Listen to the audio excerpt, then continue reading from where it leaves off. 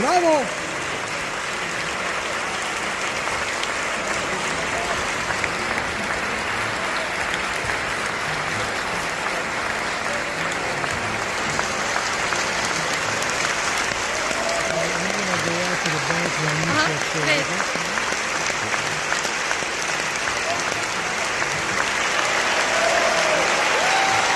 Brawo!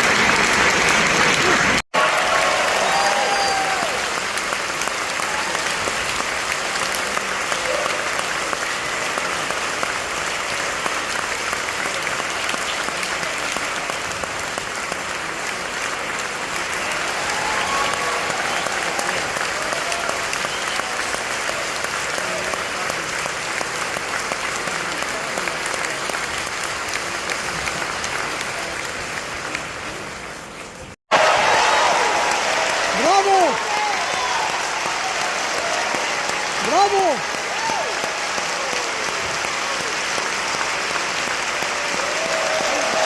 Bravo! Wow. Bravi!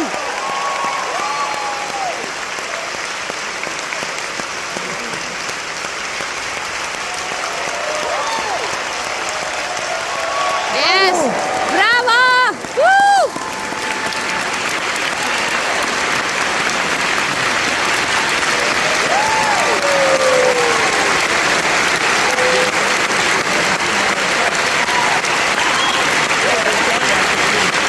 Bravo! Very good.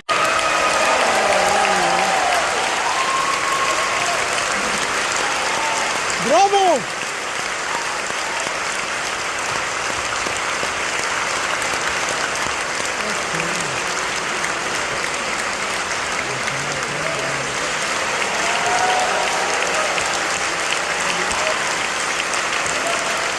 Bravo!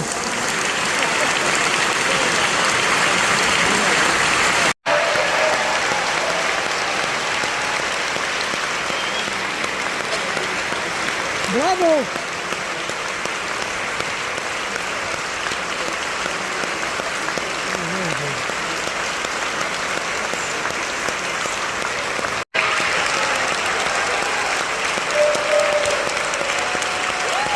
Bravo!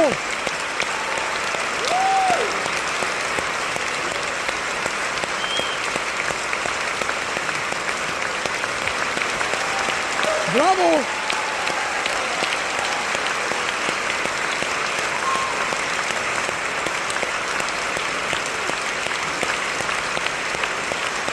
Bravo!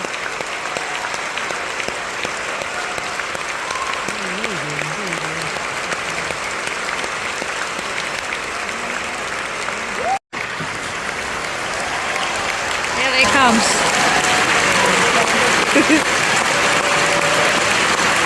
Bravi! Bravo!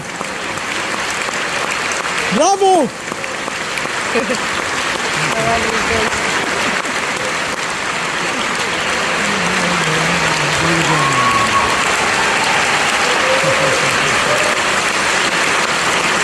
Bravo! Bravo!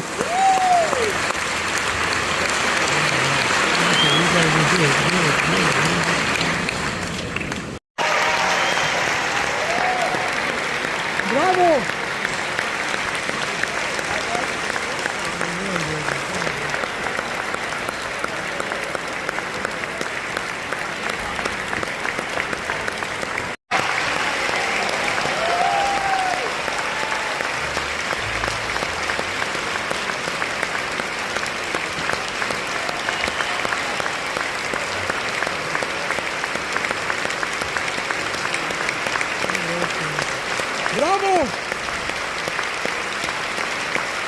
Gorgeous.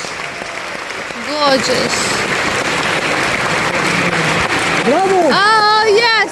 My favorite. Bravo! My favorite man. Bravo! Yes! He deserves that. Bravo! Spectacular orchestra.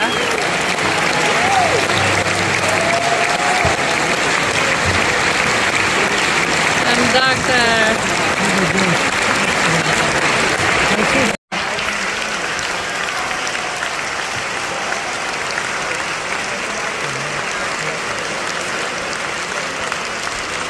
Gorgeous girls.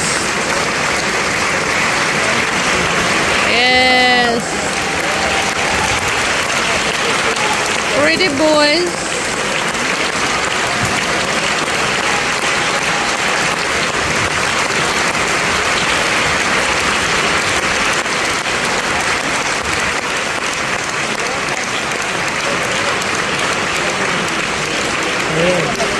Music than you'll ever hear in a concert hall. The Capriccio is a perfect example. As a symphony orchestra conductor for 33 years prior to becoming music director here 9 years ago, I had never conducted this work before. Tonight marks my 35th performance of it. And they have all been with our amazing pianist, Stephen Gosling. Stephen, stand here.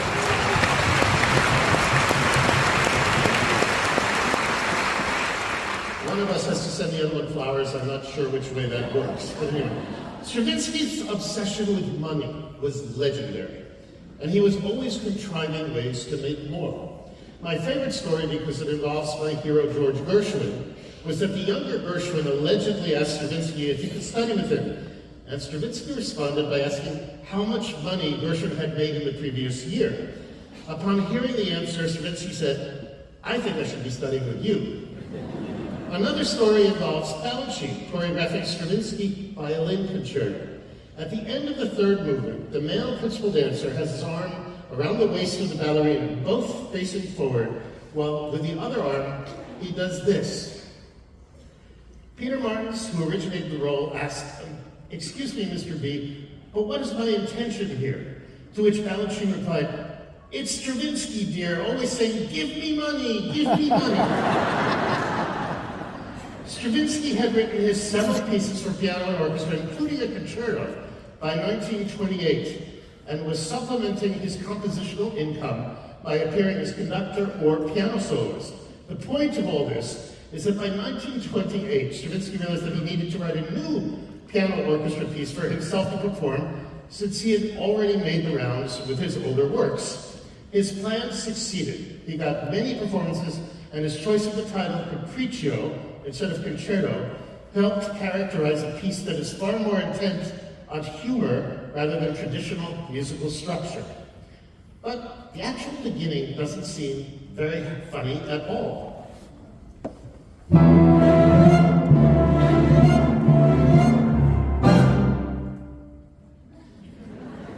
2 years before he wrote Capriccio, Stravinsky wrote Apollo Figurations, or Apollo as we call it, the first collaboration with Balanchine, which is a work scored just for strings.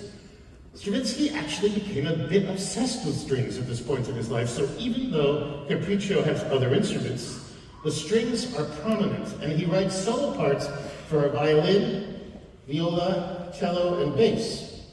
Immediately after the stormy four-bar introduction you just heard, we hear this.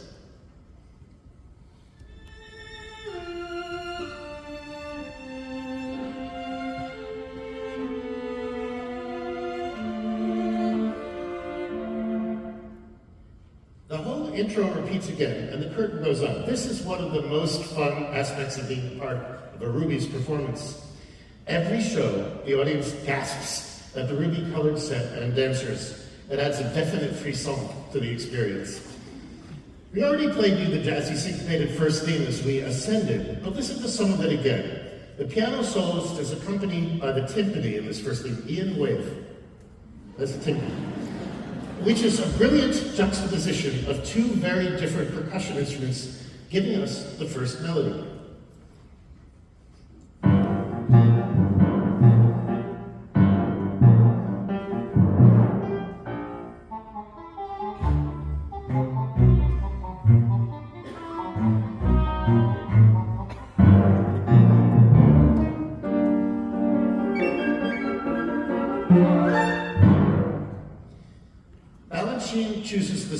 theme to introduce us to the lead couple. They enter to this joyous music.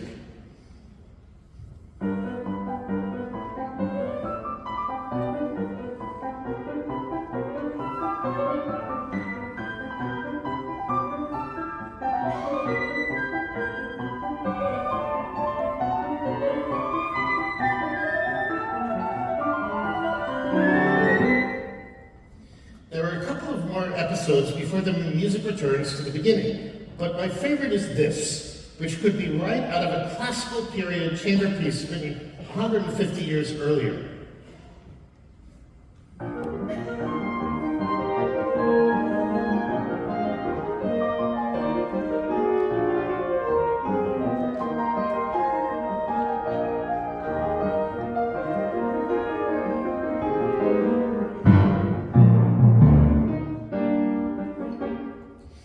As you heard, the first theme returned. All the material we played you actually returned, slightly altered, including the introduction. The second movement begins with the piano playing something that could have been written by Bach.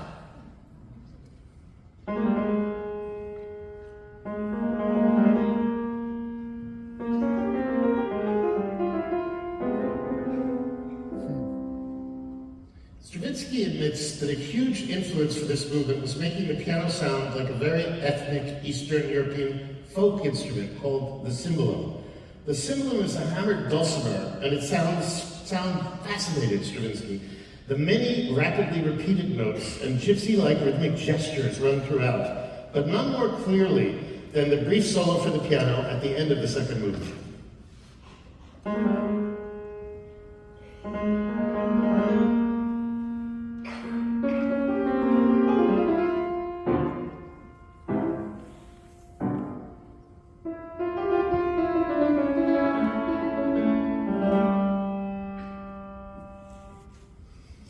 Thanks to Balanchine, the third movement starts with a very tough assignment for the conductor. Almost everything Balanchine choreographed starts with the conductor giving an upbeat to the orchestra as normal, and the dancers who are facing forward start with the same upbeat. The third movement of Rubies is a notable exception.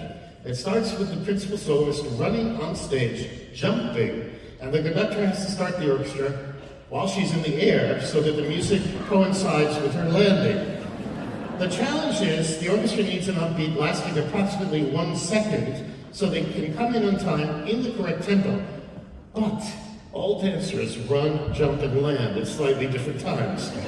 This is what the music sounds like. Wish me luck. After this introductory music occurs for a second time, the movement begins in earnest with a fantastic and fun jazzy piano solo.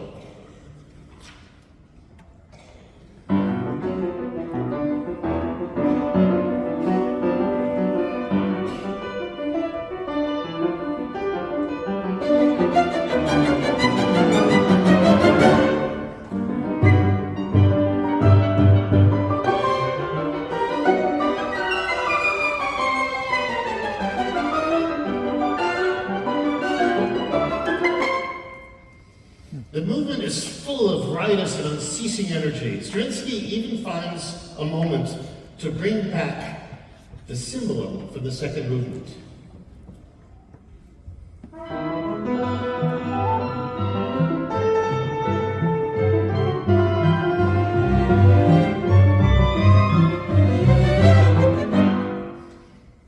There is one final bow to ragtime, and the whole work joyously ends in the key of G. The Capriccio for Piano and Orchestra is certainly Stravinsky at his most humorous. Balanchine elevates the music to an even higher level, giving it far greater exposure than it currently has in the concert hall. We are the happy beneficiaries of the mutual respect these two geniuses had for each other. Stravinsky certainly nailed it when he said, "To see Balanchine's choreography is to hear music with one's eyes." As we descend, we will play you the joyous final moment of Rubies. Please join me in thanking Stephen Gosling and the New York City Ballet Orchestra.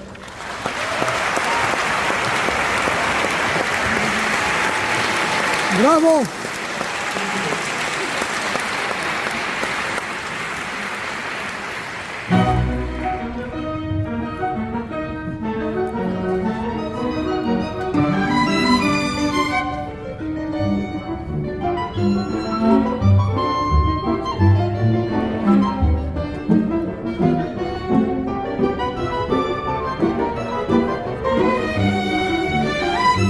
Balanchine's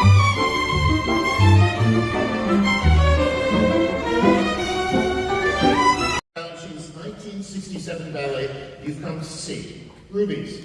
It was composed by Igor Stravinsky, and it's called Capriccio for Piano and Orchestra. Originally written in 1929 as a vehicle for Stravinsky himself on the piano, this cheeky, humorous, and jazzy piece works even better as a ballet than as a concert piece. The inspiring and symbiotic relationship between Balanchine and Stravinsky is nowhere more obvious and palpable than in